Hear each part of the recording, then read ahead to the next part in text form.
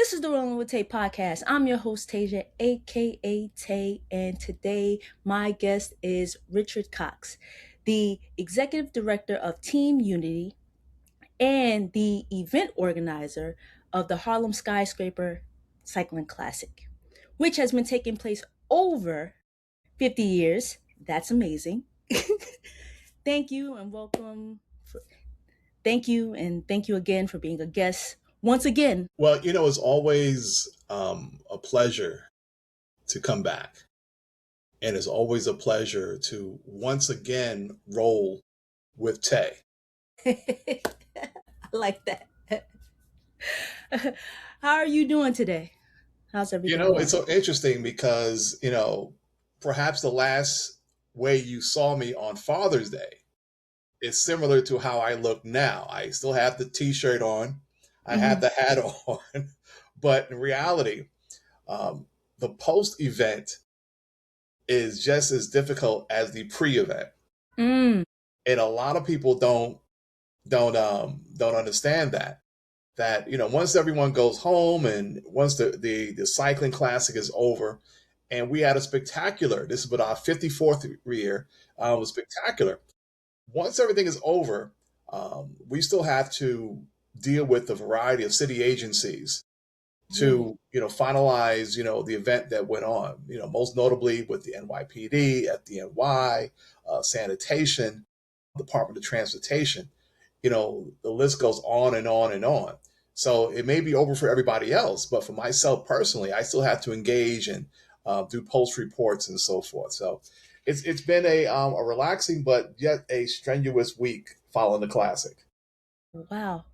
I want to ask one question first. So how long is the wrap out?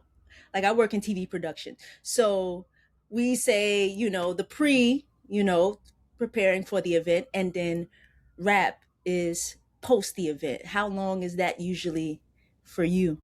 Yeah, it goes until the last check has been cashed. And it's kind of interesting. The reason I say that is a lot of the athletes that participate, because of their schedules, and some of the others that participate, whether it's in production mode or whatever, sometimes they don't get a chance to go to the bank and deposit checks or whatever is affiliated with the race. So it could be November of 2026 or even going into January 2027. And we see a check hit the account and it was like, hey, that was from last year. We already closed out the books. But, you have to start revisiting a lot of things. But I say that jokingly. Usually we can wrap everything up, by the middle of July. Okay, that's good. Yeah, we can usually wrap everything up by the middle of July. Usually I give folks a small break because usually right after the event, depending on what day the event falls on, there's a couple of holidays that come up. Obviously, we have the Juneteenth holiday fell prior to the event this year, which was a good and bad thing. Because what it did, it actually gave the city a day off prior to our event. Yeah. So we had to roll our schedule back. But interesting enough, this year, because of the Knicks championship, multiple city agencies were not in their office because of the parade. Yeah. So we had the disadvantage of the 19th and the 18th. So everything we have to do is on the 17th to get that squared away. And then now after the event, you now have to deal with several of the holidays, including the one coming up this weekend, with the Independence Day weekend. So, it kind of varies, but we try to get everything squared away by mid-July. Wow. Yeah. Didn't think about that. All the holidays and dealing with the city agencies and them not being in their office. So, yeah, makes sense. Dang. But I came this year, I brought my mom along. I'm so glad I got a chance to make it. The day before, I did a ride with some friends to Philly. So I was super tired, but I'm like, I got to go out there. Black Girls Do Bike was out there. I had to go again and just support the Harlem Skyscraper Classic. And everyone that was racing, people I knew. So it was a great event, and I'm glad I got my mom got a chance to see it. She's heard me talk about it, but she's like, Hmm. I don't know what this is. So she was Yeah. even into it, watching it, and yeah, I had a good time, Yeah. and the weather was good. Last year it was kind of like, I remember I had a jacket on. So Yeah. Last year we started out with a little mist and rain and so forth, yeah. beginning of the race. But like the announcer said last year, Ace, he says, well, once that first race gets off Hmm. and you're able to see that first pack take the first turn and there's no accidents, then we're gonna be pretty decent shape. Yeah. But it's good to see everybody again. I mean, you just mentioned them, but hats off to Black Girls Do Bike and the Bahati Foundation. Yes. They take an amazing load off my shoulders when it comes to preparing and executing the events for the youth, for the kids. Mm-hmm. That is a tremendous task. That task is almost as difficult as putting the entire race together. Mm. So just organizing kids, you know, getting them squared away inside the park, helmets, the safety classes. It's one of those line items that, without those two organizations, the burden would be a lot more on Mm-hmm. our executive team to get this together. So once again, hats off to Black Girls Do Bike and the Bahati Foundation for coming in and taking that load off my shoulders. Yeah. And the kids really enjoy it. I saw a young man, he was riding a bike, he had his medal on. I said, congratulations. He was like, thank you, so proud. Because you also do races at the end of their bike handling skills, and we teaching them how to ride a bike if they don't know how to ride a bike, or just proper bike handling skills. And it's great to see them actually on the course racing. So yeah. Yeah, I was Yeah. looking at a couple of the youth that were out there, and one young man rode past me, and he had a championship jersey from I'll say 2017 or 2018, and his parent bought him that jersey. And I said, young man, I said, you have to stand right here for a second. I said, I got to get a picture with you. I said, because one day, here you are wearing this particular jersey from the past, that you could be one day wearing one of the jerseys of the present when you compete, Mm, later on. But, it's very, very inspiring to see that young man um, have his jersey. Obviously, he was wearing like a small, yeah. know, but just to see him with that jersey on, riding around the course, with his medal on, participating in the youth activities was a great inspiration and a great sight to see. Yeah. That is always good to see that and get them involved early and see, you know, expose them to other sports, which I think is really important. I I didn't know this was a thing until became an adult. Like, oh, okay. Maybe if I would have seen this when I was younger, I would have asked my mom and my dad to, like, oh, get me a coach, or I want to race. But I didn't know that was so far from, my mind. I just saw what was in front of me. So, Yeah. but yeah. Well, when people take a look at that, it comes down not only to ride, but to learn the skills to ride competitively. And that's a big difference. There are several folks who came out to the event this year for the first time. And they said, I like to ride, but I don't know how to ride like that. Mm-hmm. So I say, well, what is like that? And they said, well, do you see how close they are up on one another? Do you see the speed that they're doing? They said that alone frightens me. So they said, I could ride, but I need to learn how to ride like that to be in a competitive competition. So that's what differentiates our event. And I tell everybody this all the time. I said, this is what differentiates our event from some of the other bicycle events that take place in New York City. When you're out there doing one of those tours, you're just out there riding throughout the five boroughs doing tour, and it's not in the level of competition. Everybody's going at their own pace. Everybody's doing their own activities or sub activities.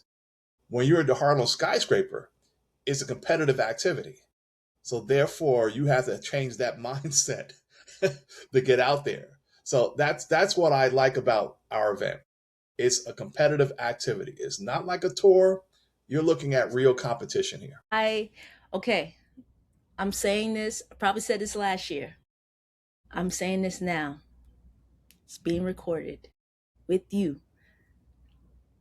I am gonna race next year. Great. I'm gonna throw my hat in the race, as they say. So Okay. We definitely want to see you out there. get out there. I want to present the championship jersey to you next year. Category 4 or 5 women. Category 4 or 5 women will go out to you. We're calling it out right now. Okay, that's woo. Oh my gosh, yeah. And I'm you're I'm gonna win. like You're gonna win it in the sprint. I'm like those people like ride like that. That's totally different. But yeah, that does kind of um scare me to be so close to someone because it seems like you sneeze, it's everybody's going down. So yeah, but I'm gonna give it a try. Yeah, like I So said, category 4 or 5 women. That'll be your category next year. We look forward to it. okay, all right. So let's jump back a little bit. For those of my viewers who aren't familiar with you, can you tell us a little bit about your journey and how you got involved in the Harlem Skyscraper Cycling Classic? Well, my journey begins back in 1960. Excuse me. Growing up in the Sugar Hill area of Harlem, which is an area that's on the if you would take a look at Harlem as a map, it's the area that's on the northwest side of Harlem. Um, to the north of us is an area that we call Washington Heights, and the areas south of us are looked upon as Manhattanville and so forth. So that's the area that I was born in. The reason that they call it Sugar Hill because the property there is sweet.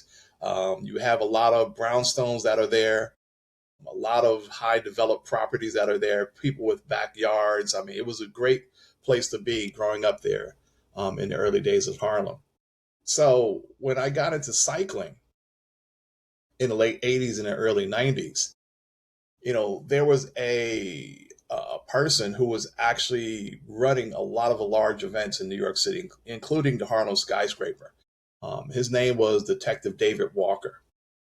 And Detective David Walker actually paid a visit to an event that I was running over at Grant's Tomb at that time. And him and I spoke, and he said, I can really use some help with the skyscraper event. So I'm cutting a lot of things out of the story, obviously, Mm-hmm. for the essence of time. But him and I started working together in the late 80s, early 90s, working with the skyscraper event. So that's why if you take a look at some of the old advertisements, old posters, Mm-hmm. you're going to see the skyscraper logo, but you're going to see Team Unity mentioned in the advertisements as well, because we worked right alongside David Walker Mm-hmm. until he passed away into 2008. When he passed away in 2008, the race shuffled through a few hands Mm-hmm. before we came back in 2015 as the sole producer and event organizer of the Harlem Skyscraper Cycling Classic. My own personal journey in the event, I competed in the event, younger person, young and younger person at the event. Um, One of the funniest stories, and it is a story, but everybody loves this. He likes to tell this story. When you speak to Nelson Vales, the Olympic champion. So Nelson tells a story about him and I when we were kids and when we competed in the Harlem Skyscraper. And I beat him in the sprint as a kid. And I was the one that was awarded the Mickey Mouse watch, which was the prize for the kids at that time. And he was not happy. He was not happy. Um, but the moral of the story is that he turned his anger of not winning that particular day into his inspiration to become an Olympic champion. What did that do? That made him train harder. He became a bicycle messenger in New York City, and he was learning how to dodge between traffic in New York City, all on a fixed gear bike. This later caught on to folks who knew of him in cycling, Mm-hmm. him coming out and winning other events at the skyscraper, and then going on to Olympic glory. So, my personal participation has been at all different levels of the Skyscraper Cycling Classic. And, I'm looking to continue that for, a couple of more years before it'll be time for me to pass along the realm and pass along to the next person who's going to come and keep our community at the forefront. So you know firsthand about being in a race in the Harlem Skyscraper. Okay. Yeah. Like I said, I've competed in my own Yeah. race. And, what's interesting though is that we actually had a team called Team Unity. And that team competed in the skyscraper throughout the 90s. Mm. Even the person, one of the folks who joined the announcing crew this year on stage, he made a reference to that. And he said, "Oh, there's Richard standing over there." He said, "Richard remembers when I used to race for his team back in 1995. And, it's true. We had a spectacular racing squadron. Some of the guys that we raced together back in the 90s, they still come out to the event. We all take these pictures. Some of us are still riding. Matter of fact, James Joseph, who rides for Team United, still competes. So every year we always say we're going to put the team back together on some level. Every year we say that. So you never know, because next year is the 55th anniversary of the skyscraper event. So you never know. Team Unity may make a comeback in 2027. Wow. Well, I'll be there to see it. So hopefully Team Unity will be out there. And speaking of Team Unity, tell us a little bit more about it and your mission behind this. Because is it a production or event or community organization, or is it a combination of all three or four? Yeah. The way how we describe Team Unity is that Team Unity is really a advocate for the social determinants of health. We base it upon improving community well-being by promoting multicultural education, diversity, and of course, what we talked about in terms of the determinants of health. So when we do that, we look at things in terms of encompassing athletic mentorship, culinary, performing arts, wellness, social justice advocacy. There is so much under the Team Unity umbrella, but it all falls under those 5 determinant health factors. So outside of the skyscraper, and that falls under the athletic mentorship, we also have other divisions within sports that we also do the same thing. For example, I think before you had mentioned us with pickleball. Pickleball being a fast rising sport in America, but not really a sport that is looked upon as an alternative in Harlem and in Mm. other urban communities.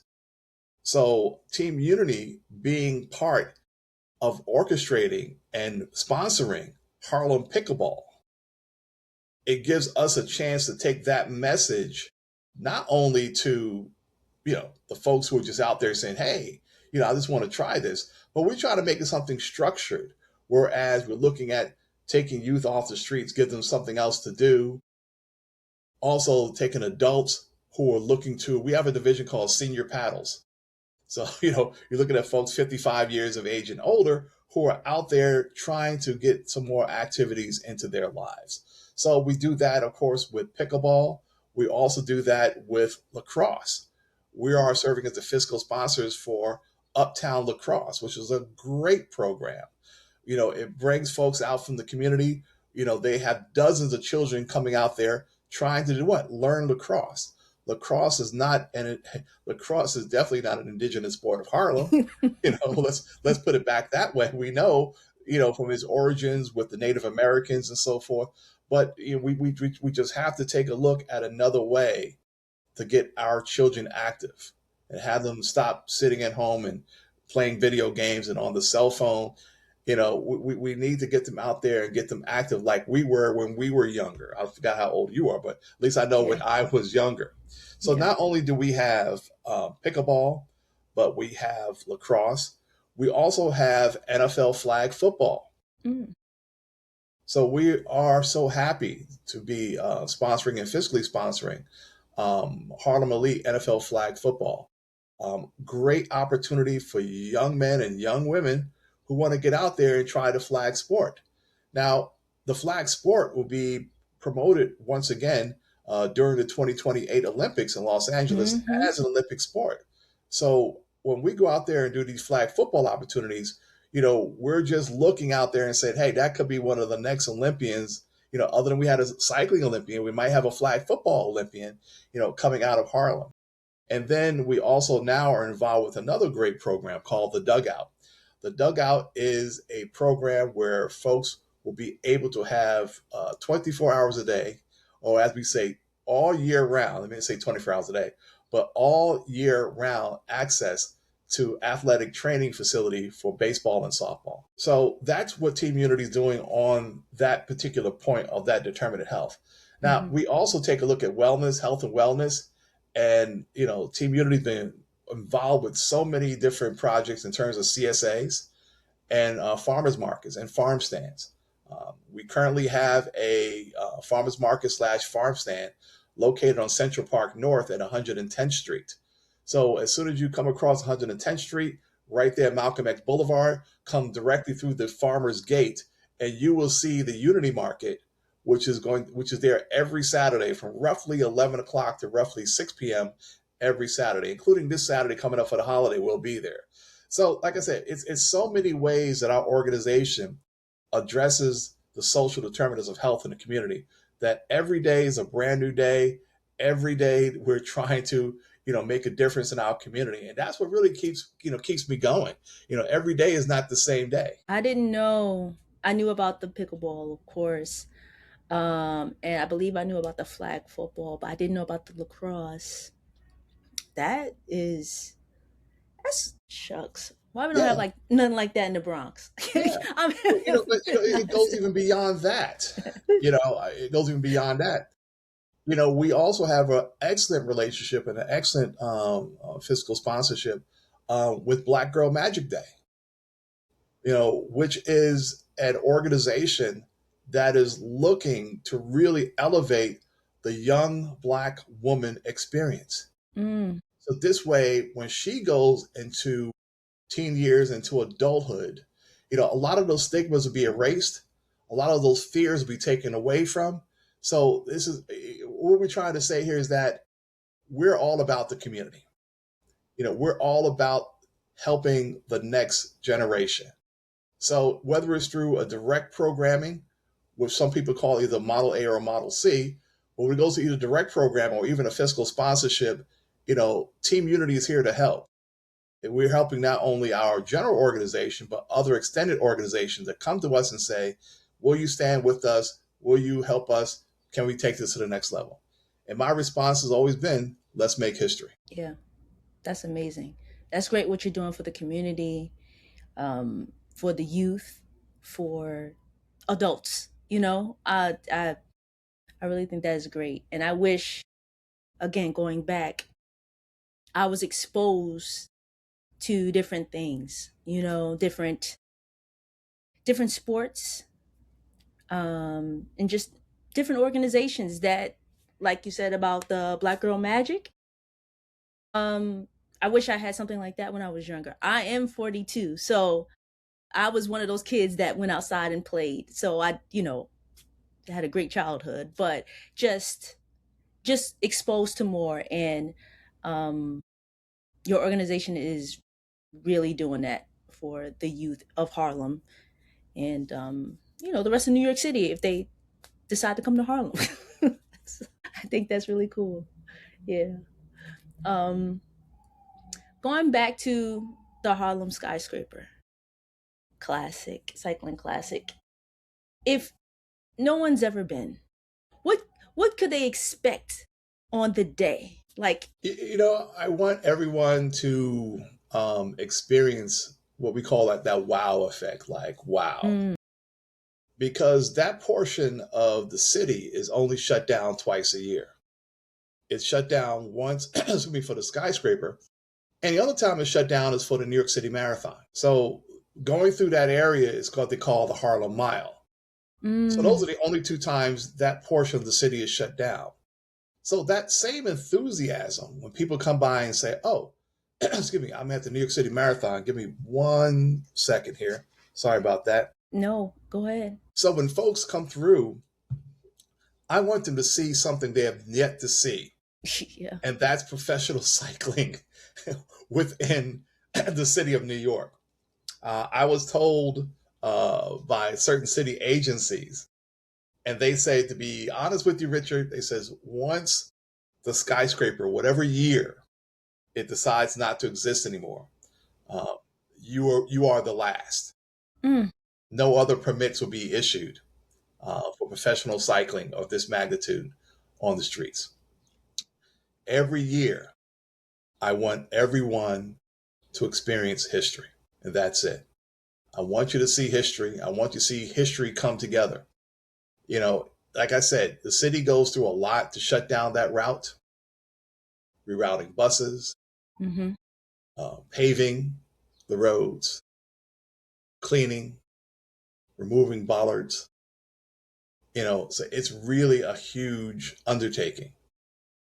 And that's why, I would take a look at my hair, losing my hair and getting gray. But in all seriousness, I want them, whoever comes for the very first time, to understand that history is being made in this community around the Marcus Garvey Park area. And if you go back in history, go back to the early 70s, before it was called Marcus Garvey Park, it was called Mount Morris Park. So some people still refer to as the Mount Morris community, whatever. This is history that you're seeing when you come to the Harlem Skyscraper. Next year, I'll be a part of history. I'm a race. I'm gonna be a part of history. So what's So your jersey size? small. Okay, so I'll make sure I order Mm-hmm. an extra small jersey for you next year. And if you looked at the jerseys this year, they were a little different. And I thought I explained to folks a little different. They did not have the traditional skyscraper logo that you see behind us. Mm-hmm. That logo was not on the jersey this year. The jerseys were actually made up because they're a series that's going to highlight some of the buildings and some of the some of the programmable highlights of Mm-hmm. the village of Harlem. So the first series of jerseys highlighted the brownstones in Harlem. Mm. So if you took a look at them, you saw pictures of brownstones all over the jersey. Next year, we're not going to tell you what it's going to be, but it's going to be another highlight of our community. It's going to be placed on these jerseys. And that's going to go on for at least to the 60th anniversary Great. of the event. And then we're probably going to revert back to the tradition after then.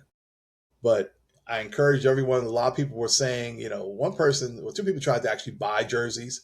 Mm-hmm. We don't sell the jerseys of the same year that we're giving out to the competitors. You got to at least wait at least one season or at least one or two seasons before we start selling those older jerseys. But, this is becoming part of a series that we're putting together to highlight our community, give our folks something to collect in the cycling community. I'm excited. I'm excited. Yeah. And nervous at the same time. But hey, if you know me, I like a challenge. So this is another challenge. And something I can add to my list of things that I've done, and yeah, looking forward to it. So what advice, well, do you still ride? I ride recreationally. Mm-hmm. So every once in a while, I get out the bike, take a nice little slow ride, whether it's in Harlem or throughout Westchester or the Bronx, and just, keep a low profile and just get out there and ride. And, every so often, a nice group of riders will come by and one of them will go.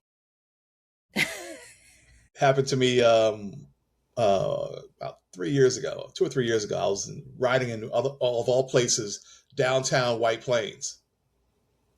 And there were a group of riders just coming through downtown White Plains, and they happened to see me out there. And they were like, "Hey, aren't you?" And I said, "Yeah." They said, "Well, it's good to see you. Thanks for all that you do." And every single one of them that came up to me and, they shook my hand, I gave them a discount code for Oh, well, registration. well, Yeah. look at that. So there is some benefits to stopping me and say hello. Okay. Um, okay. So since you still do ride, but leisurely, um, what what advice could you give to someone who's thinking about getting into cycling, regardless of their age or their fitness level?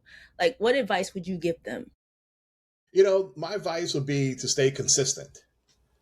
You can't stop and go.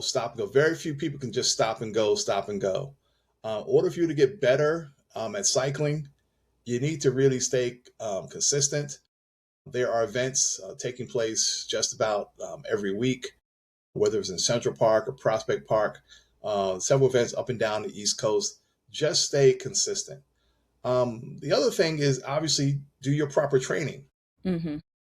Get in there, do your miles throughout the week, whether you're doing on the outside or the weather's not cooperating, do it on some rollers, but get out there and do your proper training. And the third thing I always tell folks, be very conscious of your nutrition Mm-hmm. when it comes to cycling. Cycling is an active sport. You don't want to get out there and eat anything or drink anything prior to you getting out there. That's going to, challenge your abilities. So it might be a time to take a look at your nutrition to actually, make sure things are working, working to your advantage. I mean, I'm not talking about get out there and eat like, 2 pounds of pasta, but, we're talking about you getting your proper nutrition in place. And then if I threw a fourth one in there, now I'm thinking about it, was something a lot of people don't do is getting your proper rest after training. Getting that rest, getting your body a chance to rebuild and regroup. So that's really some of the things I would give in terms of cycling. Now, some people always ask me, what advice will I give to folks racing the first time at the Harlem Skyscraper Cycling Classic? Yes. And I say to them, stick to the middle, stick to the middle. Don't ever get caught on the inside at Harlem. Stick to the middle or a little further out. Because if you get caught taking those turns too sharp, it's not going to be nice for you. Okay. Stick to the middle. Stick to the Okay. middle. Stick to the middle. Okay. Well, I have some time. You got some time to train. Have some time to train mentally and physically to get there, because I think it is a mental thing. But okay, I like that. Good advice on both. Um, Before we wrap up, if you could leave our listeners with one message about fitness, community, cycling, what would it be? It would be thankful for what you have to work with, because every time folks get out there and say some of the challenges that they're facing is unattainable, they don't go back and take a look at the original working parts, the original skills that they have. Mm-hmm. So I keep telling folks, be thankful for what you're working with. Be thankful for your foundation, because you never know from what you're building on could actually go further than what you believe others can give you to take you to the next level. So, it's how we also used to say, pulling yourself up by your own bootstraps. Mm-hmm. That still holds till today. I mean, folks really need to take a look at themselves and be thankful for what they're working with. And that's really the advice I give folks, whether it's in the athletic field, whether they're doing health, nutrition, whether they're being involved in the community engagement. As you can see, there's so many community activities that take place throughout all of our cities that start out for maybe 1 or 2 years, then it dies. Right. because folks don't believe in the skill set that they had originally put it together. They get things out there to get things going, and they believe that it has to be others to keep your motivation going. Others have to, no, you got your own skills, you got the project going, you keep it moving. You really got to do it that way. That's the advice I give folks. Mm-hmm. That's good advice. And like you mentioned earlier, the consistency, you know, just keep at it. That's with anything. Just keep at it. Yeah. Something to come of it. Just keep at it. And you got to keep rolling. You got to keep rolling. That's right. Because once you stop, you're done. That's right. You got to keep rolling because, even that term alone, the keep rolling, that means you're still in motion. Right. So that's something else, though, to just keep rolling. Just keep rolling. Matter of fact, every time I see you now, I'm going to say, keep rolling. Keep rolling. I like it. I like it. I like it. Is there any other final words? Anything else you would like to say before we part ways? No, I mean, I don't, you just said it, we're just parting ways just for today. Just for today. I'm quite sure at some point I might see you in another venue. Yeah. Since you said you might take a look at pickleball. Yes, I gotta come back out to Harlem. Right. So my parting words will be, I'll see you the next time. I like that. I like that. And we can perhaps have another interview based upon another condition what Team Unity's doing.